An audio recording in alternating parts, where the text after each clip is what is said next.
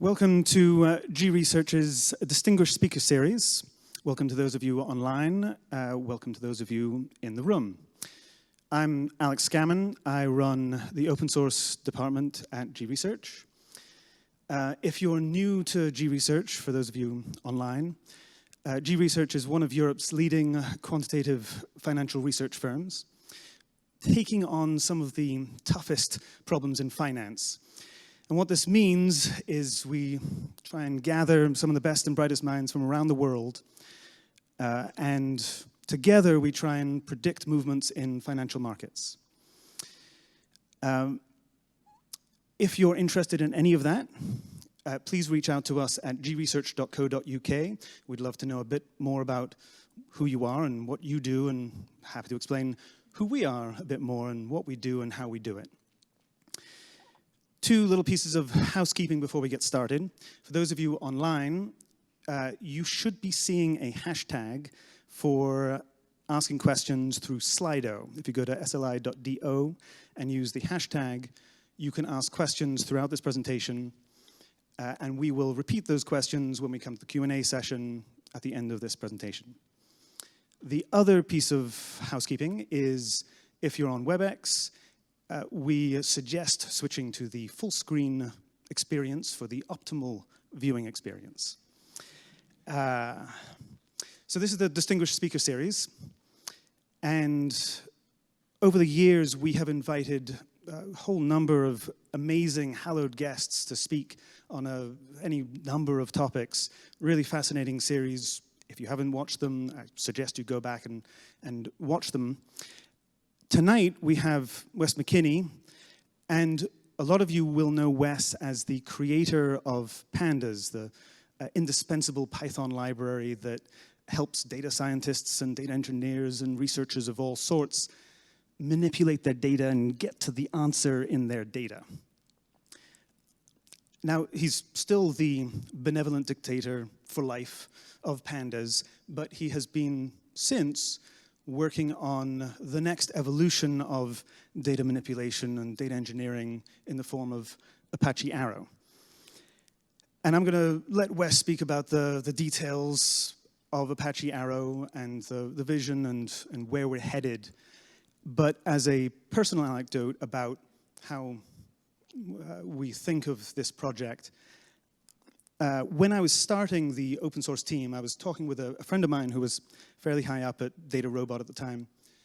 And I mentioned what we were going to be doing in the Arrow space. And as soon as I mentioned Arrow, this person sort of leapt to attention and said, "Oh, you're going to be working on Arrow? Let me help. Is there anything I can do? I don't need any money. I will work for free. I'll work in my spare time. I'll work in my sleep. I will do anything."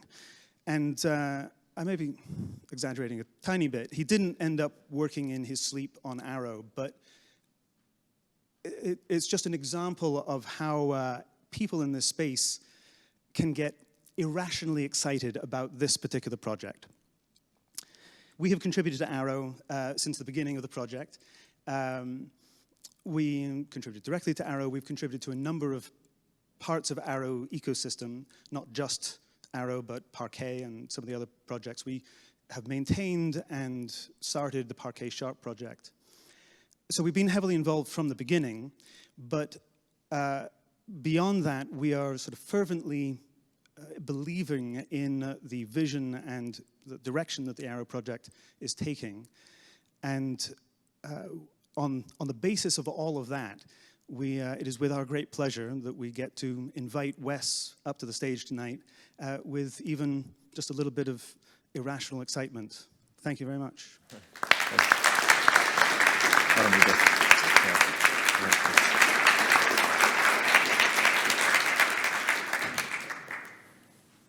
Thanks, everybody. Thanks for having me here.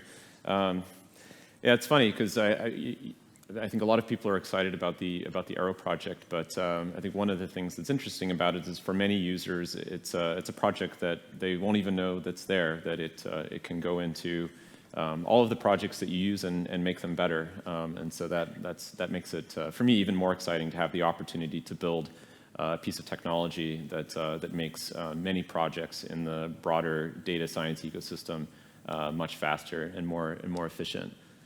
So most of you know me as the I go around and I'm the Pandas guy.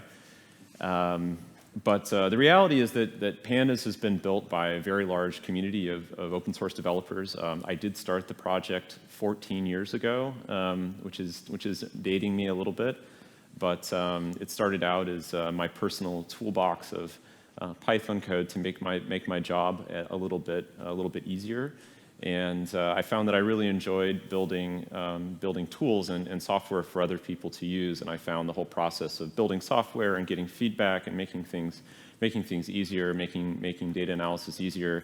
I found that very motivating and inspiring to me. So I've managed to make a career of that. I do sit on a couple of project management committees in the Apache Software Foundation, the Arrow project and the Parquet project, which have had a close relationship from the beginning. I know that G Research has been very involved in Parquet development. So some of the creators of the Parquet file format also helped start the Arrow project. In recent times, in the last year or so, we've started a company called Voltron Data. So I'm the CTO and co-founder of Voltron Data. I won't be talking in great detail about our company, but we are working to create an Aeronative computing company. So very excited about that. I'm just wrapping up right now the 3rd edition of my book, Python for Data Analysis. So I'm sure that many people in the audience own a copy or have read my book in the past. So I don't have a lot of free time to keep the book up to date, but I've done my best to keep it up with the times and the latest changes in the Python programming language and the Pandas project itself, which continues to evolve. I haven't been actively involved in Pandas development since 2013, 2014. So if you do interact with anyone in the Pandas community, be sure to thank them for all of their hard work and frankly invisible labor. Jeff Reback, who's been one of the largest contributors to Pandas, aside from myself, always jokes that I get the kudos and he gets the hate mail. So it's very true. So I want to start by motivating how I arrived at thinking about the Arrow problem and getting interested in this project in the first place. And so if you look at the different data science tools that we use, whether it's writing SQL code and sending SQL to a database, or using any of the many different data frame libraries that exist out there, they all have the same general shape. They expose a lot of the same general computing primitives. But if you look under the hood, they're implemented in very different ways. So Pandas has its own completely homegrown implementation of all these things, reading CSV files and grouping and aggregating data. If you look in the R programming language, you find the same things implemented in different ways and in different libraries. So there's all of this re-implementation work that is going on, and so I kind of think about this in terms of there are these data and computing silos. So you have fragmentation in the code that people are writing, the implementations of different libraries and different programming languages. So there's one of the sources of fragmentation is the programming languages themselves, that the developers for example, myself and the Pandas developers, we were creating a solution that was Python specific, and so we ended up building a system that was highly specialized to the particular needs of Python. And so it wouldn't be easy for an R programmer to take code from Pandas and repurpose it for use in R, and vice versa. And people are solving these problems in different ways in other programming languages as well. But at the same time, we also have the same types of computing problems being solved on much larger scale data, very large distributed computing clusters inside data warehouses, inside big data systems. So my initial kind of aha moment was when I joined Cloudera in 2014 and started learning from projects in the Hadoop ecosystem. So projects like Hadoop itself, as well as Impala, Apache Spark, and the file formats that were developed to support those ecosystems. So for example, Parquet was originally created to support the needs of analytical query processing inside big data systems written in Java running on the JVM, so having nothing to do with data science and Python and R in particular. So we see a lot of fragmentation at the code level, but also at the data level. The way that data is represented within these different programming languages and computing engines is incompatible. And so any algorithms that you write for one environment aren't portable to the other environments. So you'd have to rewrite the algorithms to be specialized not only to the programming language and environment, but also the data format that's in use in that environment. Another thing that's been going on in the background, and part of the reason why this is happening now as opposed to 10 or 20 years ago, is because of trends in computing hardware. So as of relatively recently, many of you may have noticed, I don't know if you've noticed, but single core CPU performance hasn't been keeping up with Moore's law as we were promised. But at the same time, the processors are getting more capable. Memory bandwidth has been continuing to increase substantially. So if any of you have a new M1 Mac processor, some of the performance boost and the speediness you get there is from innovation in memory bandwidth in the processor. At the same time, processor counts are going up. You can get 16 physical cores in a consumer-grade, desktop processor. We're also seeing continued improvements in vectorization. So vectorization is vectorization at the processor instruction level. So how can the processor process more units of numerical data in a single CPU cycle? So while single core CPU performance has topped out, the parts of this hardware stack that are feeding the processors, so the networking and storage layers, have continued to get exponentially faster. So we can now get 400 gigabit networking in the data center. Storage has become insanely fast. I just put an SSD that can read 7,000 megabytes per second in my PS5, and so it's just incredible performance improvement in networking and storage. And so if you went back a decade ago, back when the Parquet file format was created, it was deliberately designed to overcome the kind of slow performance in networking. So it's like, how can we make the file as small as possible so that it's cheap to move it over the network, and then we can expand it really quickly once it's on the machine.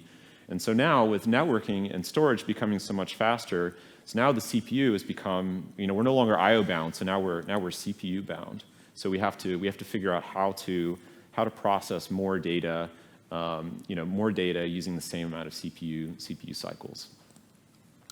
A last trend in hardware I think that's really interesting for analytics and data processing is hardware acceleration.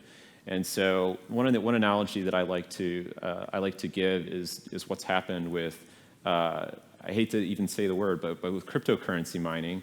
But if you look at the trends that have occurred with cryptocurrency mining, it started out on CPUs, it moved into GPUs, and then to FPGAs, and now all the mining is being done with specialized silicon.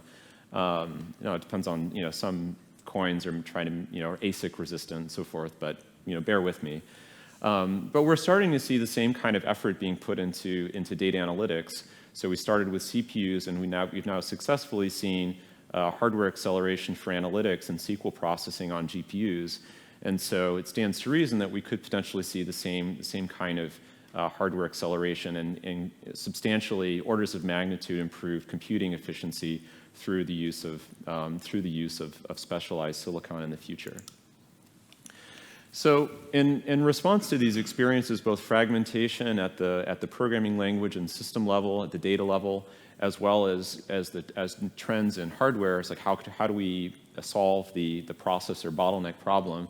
A bunch of us banded together almost 7 years ago to create the Apache Arrow project, which started out initially to create a universal standard memory format which could be used portably across programming languages and processing runtimes so that we can move data and relocate data between environments without having to convert it between different data formats. So that was one part of the project. And after since we've done that, and we've gotten everyone to agree on a standard, which of course, the problem with creating standards is you end up, 5 people try to create a standard, you end up with 5 competing standards. But we've managed to develop a reasonable standard that people are happy with in the Arrow project. But a big part of how the development has shifted in recent years is toward creating a modular computing toolbox, which enables developers to build systems that are Arrow powered much more easily. So we're seeing a centralization of many of the most important parts of computing technology that are part of building an end-to-end processing framework. So I'm going to talk about these pieces in this talk. So the project itself is a little bit over 6 years old formally as an open source project. It was February 2016 when we first launched the code base. We're nearing 1,000 distinct contributors to the open source project. We've been releasing like a metronome approximately every 3 months. So I just heard somebody in the room talking about upgrading to Arrow 7.0, which just came out. One of the things that for me it's exciting is the breadth and the diversity of the developer community in terms of technologies and where the people are coming from. So we have some degree of support in 12 programming languages, and so it's one of the most cross-disciplinary open source projects that I've ever seen. And for me to have a project that's working at the intersection of big data and data science and storage is very, very exciting, because historically we saw very little cross-pollination between these ecosystems. And so our goal, if we're successful, is that rather than have a lot of serialization and interoperability overhead between different storage formats and processing engines, if you're building a whole processing pipeline, you may need to do some feature engineering and data pre-processing, but then you need to use a machine learning framework. And so, we need all of these tools to be able to plug together in a really seamless way. And so that's one of the things that we are accomplishing with the Arrow project. The data format itself was designed principally as a data format for processing. So it was intended to be used together with file formats and storage technologies like Parquet. So some of the people who created the Parquet project were on the founding committee for Arrow. And so the way I think about it is, whenever you read a Parquet file, you have to take the data that you read out of the Parquet file and put it somewhere in your CPU's RAM or in your GPU's RAM. And so Arrow provides that data structure where you can to represent the data as it's flowing through your in-memory query engine. It has flexibility to support very complex data. So if you have traditional tabular data with no nested fields, that's completely fine. But if you have very gnarly JSON data that's emitted by some web application, you can represent that. In Arrow too. But thinking back to the hardware problem and the ways in which processors are getting faster and not getting faster, we arranged the data to be able to take advantage of improvements in vectorization in what are called SIMD instructions, so single instruction, multiple data. So as the silicon companies innovate, we continue to see improvements in vectorization in SIMD processing. Another thing that we tried to take into account, particularly for me, given my experience working in financial technology, I've seen the ways in which systems are extended or sometimes abused to support the needs of domain-specific applications. And so we wanted to enable the data types in Arrow to be extended to adapt to the needs of different applications. So whether that's adding custom data types or custom metadata that needs to propagate throughout an application. So that's something that I've seen in a number of contexts. And in fact, is one of the limitations of Pandas is the difficulty extending the built-in data types in Pandas.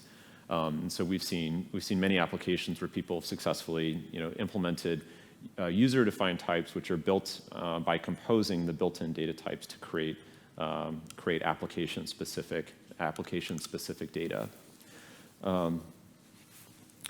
Another important component of Arrow that was also influenced by my, for me, it was very important to me from my experience in Pandas. I don't know if you've had the experience of you have a very large data and it has to all fit into memory in one giant data frame. And so we wanted data in Arrow to be naturally chunked and streaming, so you could represent a very large data set as being composed of a sequence of much smaller messages, so that you can send a data set from application to application in small batches, and that application can process them as they come in, which is how many modern query engine database systems works. And so when you connect two systems together that speak Arrow, you first send the data schema, so like what types are my columns and what are their names. Then there's you can send dictionaries, which are, for example, if you have repeated strings or it's a compression technique, especially for string data, you send those up front, and then you can send a string of what are called record batches. So those are the table unit of data in Arrow. And so what we're going for is being able to do zero serialization, so zero conversion interchange between programming languages, and by translation, if we can interchange data between different programming languages, we can connect engines together without any overhead if they both know how to send and receive Arrow data. So one area where it's been really exciting to see development coalesce and to see people collaborate has been on building a common high-performance bridge to storage and file formats. And so one of the first things that we did right off the bat with Arrow was invest a great deal in building a Parquet library to be able to read and write from Arrow. And so if you go back to 2016, 2015, 2016, the Python community was a little bit disconnected from what was happening in the big data ecosystem. So you had applications that were running in Spark or some other system in the Hadoop ecosystem, and they were generating all of these Parquet files. And then if you're using Pandas, you can't read them. So we obviously had to solve that problem. But now that we've built these high-quality libraries, so you as an Arrow user, a developer as an Arrow user, you have these off-the-shelf components which you can use to connect to your cloud storage or to your distributed file system, and know that you have a high-quality piece of software that a lot of people are depending on, and that continues to get optimized and made faster over time. So a new sub-project with an Arrow that I think is very important for the future of the ecosystem, as well as application developers who are building either other open source projects or in-house technology, is that you want to create systems and distributed services that can connect to each other and send and receive data on the network natively in Arrow format. So in order to make this easier so that each developer doesn't have to build their own homegrown Arrow RPC framework for sending data around, we developed Flight. It's built on top of gRPC, which is Google's data transport framework, and provides you an out-of-the-box library and framework for building high-performance data services that are Arrow native.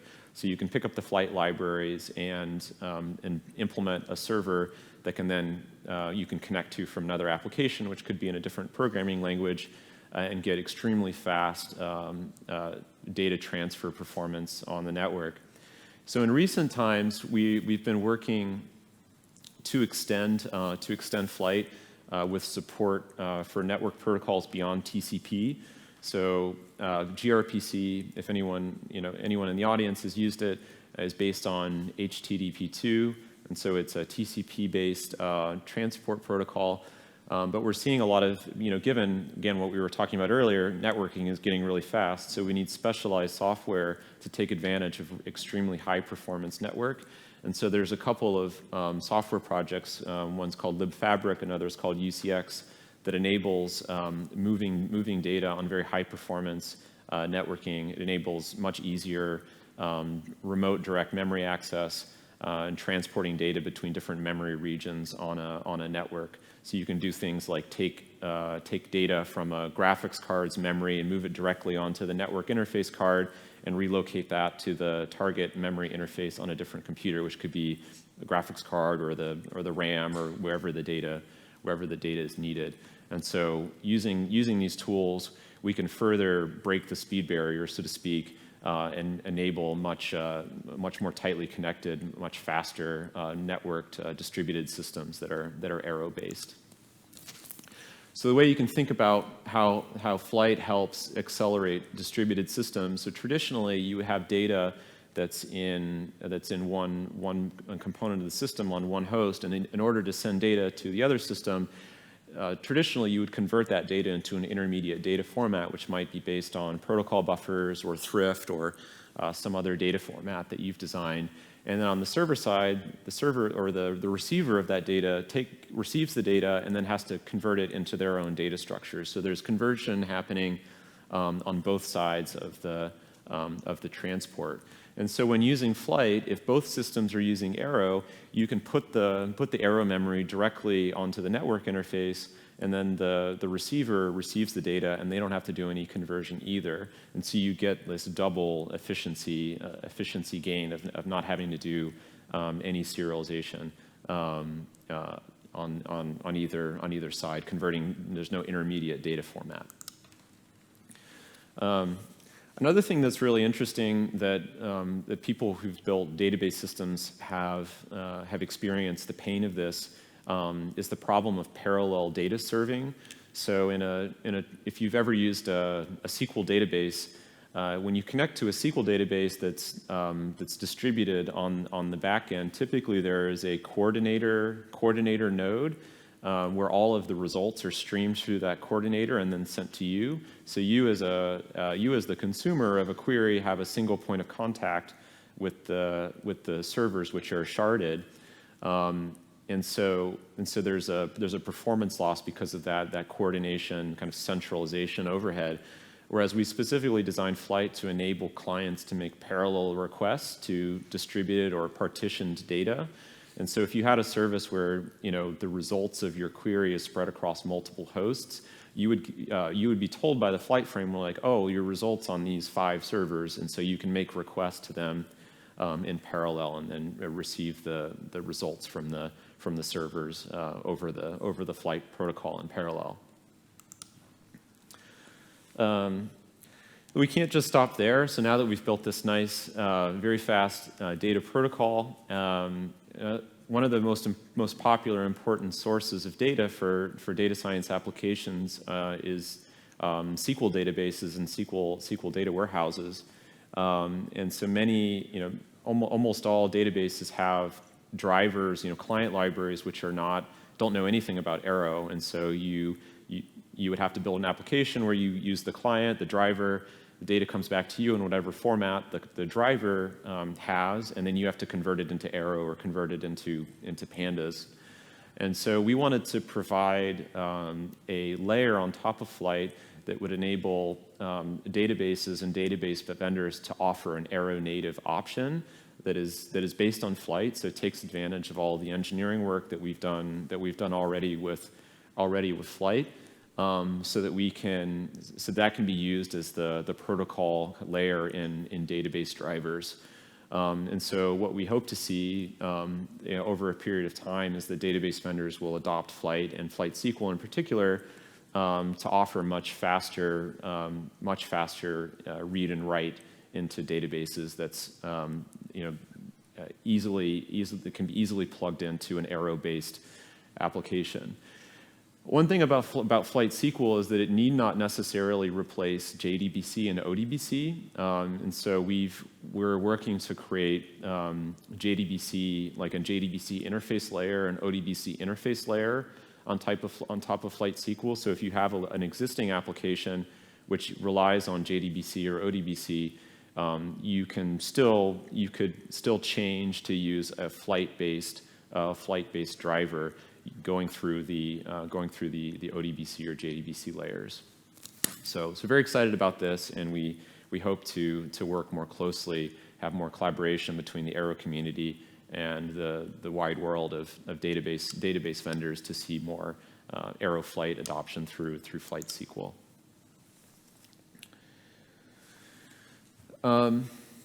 So change gears a little bit to talk about, I think the slides up to till now have been really focused on data transport, data access, and using Arrow as essentially an accelerated file format for moving data around on a network or accessing data in a data science application.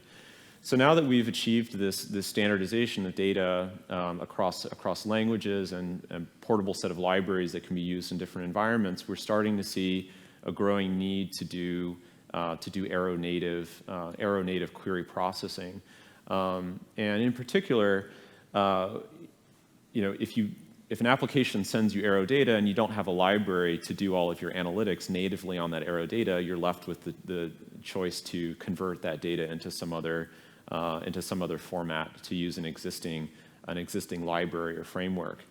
And there are some systems around that use Arrow internally already, but they don't expose this to you as a library. So for example, Dremio, which was a part of Arrow from the beginning, was built as Aeronative from the ground up. But you can't take Dremio and import it into your Python application and use it to do embedded query processing.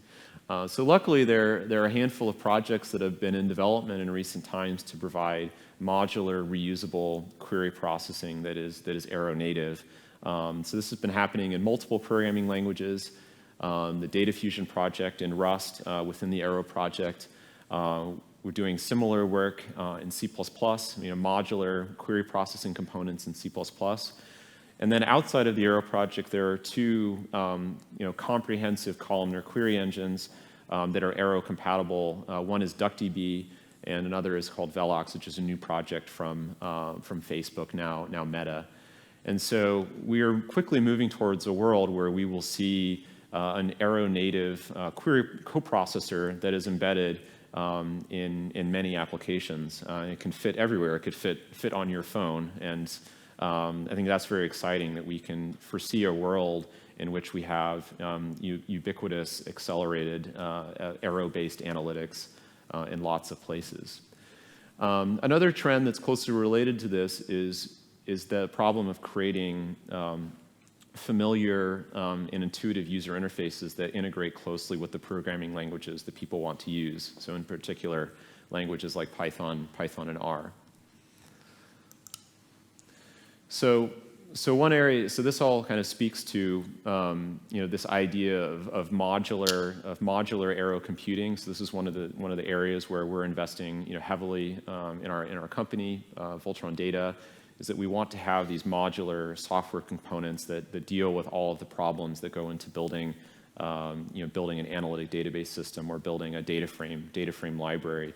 And so we hope that these components will be used as the foundation of the next generation of data frame libraries. That being said, they can be plugged into, and they already are actively being incorporated into libraries like Pandas to accelerate the work that is already happening.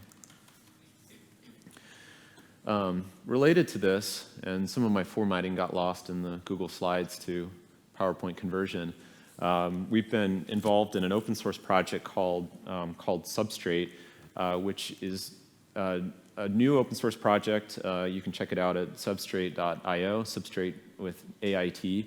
And it is designed to provide a common interface between language front ends, so that could be SQL or it could be data frame, like a data frame-like interface in Python or R, and execution backends.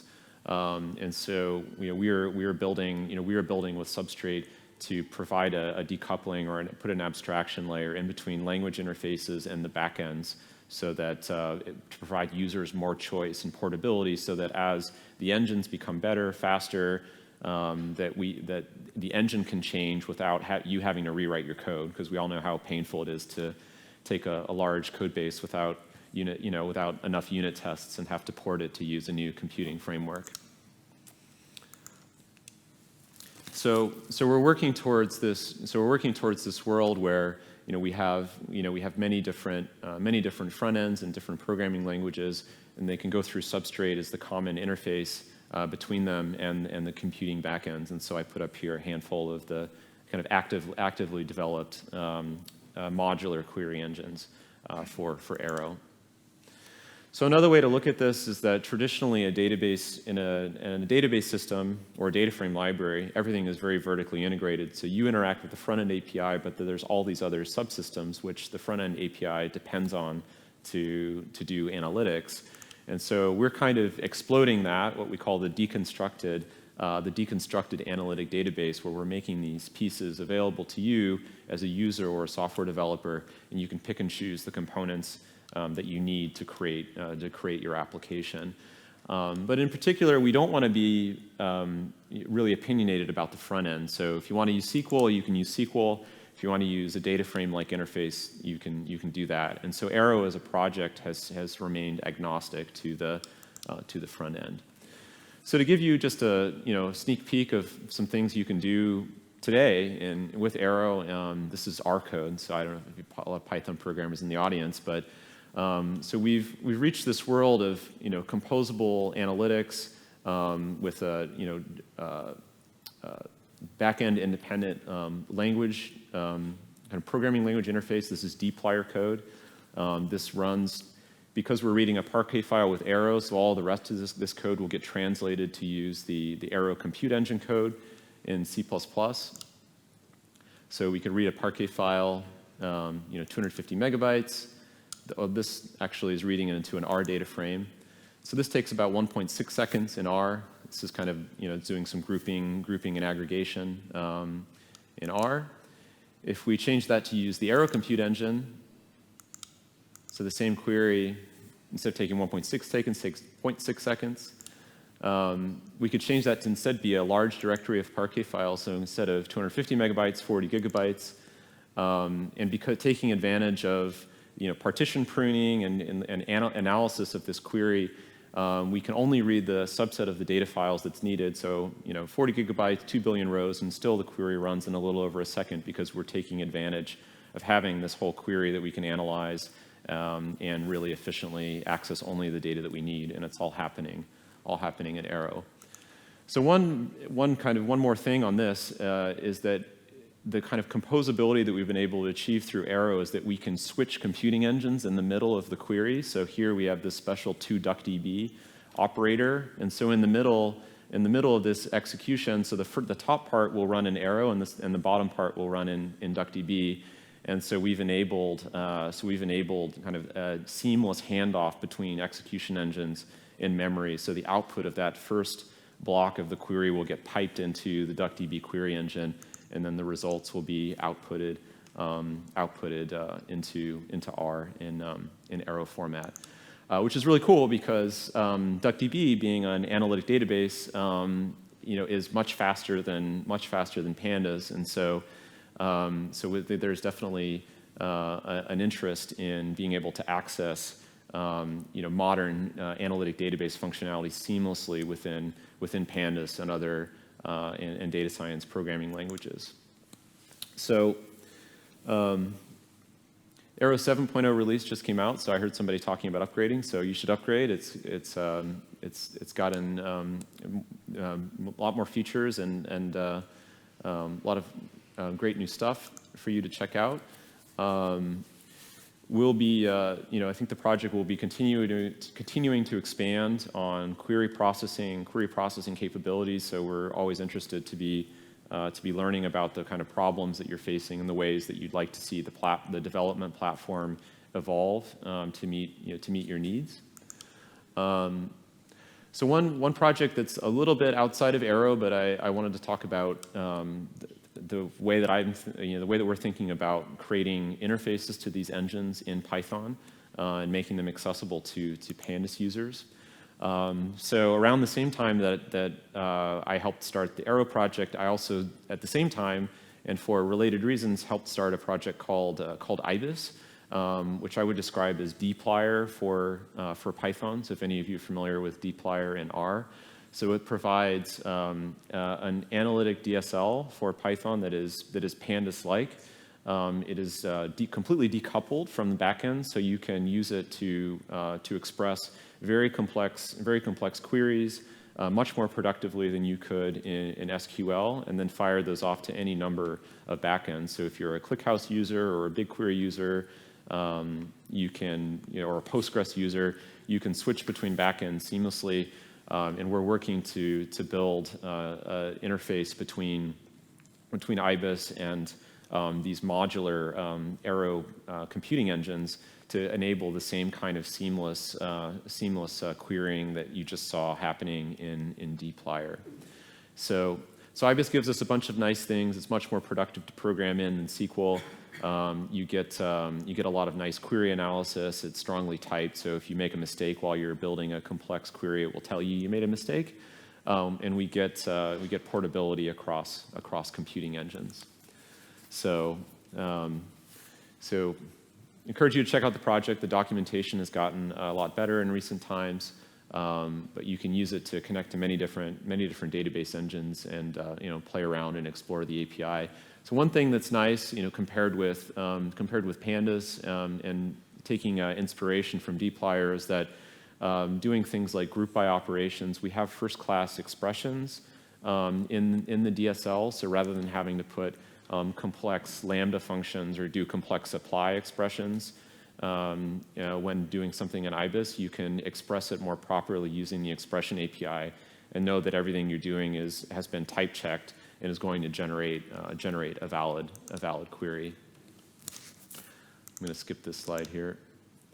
So speaking about the Substrate project that I mentioned, the way that we're doing this is by building a Substrate interface to Ibis. So we're going to do the same thing for R as well with dplyr. And so when you write an expression using this API, it will generate the Substrate intermediate representation, which can then be handed off to any number of execution backends. And so that gives us that portability of execution engine that we're looking for. So last thing before we go to questions. So we have founded a company. So we're called to work on these problems. We're called Voltron Data. We've recently, in the last year, raised a little over $100 million to build a company that's focused at the intersection of data, programming languages, and hardware. So very excited about this. I'd been working and collaborating with a lot of folks in the Arrow ecosystem in the last 6 years, and we saw an opportunity for us to come together to build what we hope is the definitive Aeronative computing company. So we have folks from NVIDIA who helped start the Rapids project for hardware acceleration for Arrow on NVIDIA GPUs. So we've been collaborating for a long time, and so we're very excited to all be working together and to solve these problems so that everyone can benefit. So thank you again for having me, and we look forward to seeing you in the open source project. Thank you.